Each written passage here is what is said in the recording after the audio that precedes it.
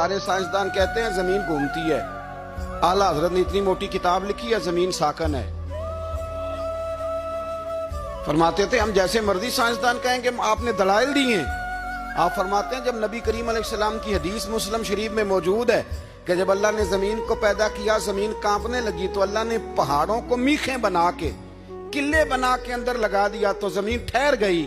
فرمانے لگے جب مصطفیٰ کریم نے کہہ دیا ٹھہر گئی ہے تو سارے سائنسدان بھی کہیں تو ہم ماننے کو تیار نہیں کہ گھومتی ہے. انہوں نے دلائل دیے.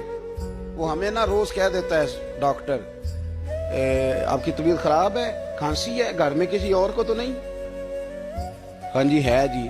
وہ کہتے اسی کی وجہ سے ہو گئی ہے. او خدا کے بندے, نبی کریم علیہ السلام نے فرمایا بیماری متعدی نہیں ہوتی, ایک سے دوسرے کو نہیں لگتی. اور بڑے سادے انداز میں مسلم کی حدیث ہے. ایک صحابی نے کہا یا رسول اللہ میرے اونٹ کو اس اونٹ سے خارش پڑ گئی ہے.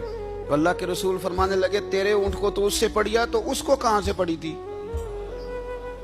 کہنے لگا جی وہ تو قدرتی معاملہ ہے. تو حضور فرمانے لگے یہ بھی قدرتی معاملہ ہے. اب ہمیں جو مرضی, اعلیٰ حضرت کے زمانے میں لوگوں نے کہا کشش ثقل ہے, زمین اپنی طرف چیزوں کو کھینچتی ہے. دلیل کیا ہے؟ وہ کہنے لگے جی سیب گرتا ہے تو زمین پہ, آم گرتا ہے درخت سے تو زمین پہ, امرود گرتا ہے تو انار گرتا ہے تو زمین میں کشش ہے, کھینچ لیتی ہے. اعلیٰ حضرت فرمانے لگے شاباش, سائنسدان جو کہیں گے ہم مانیں گے.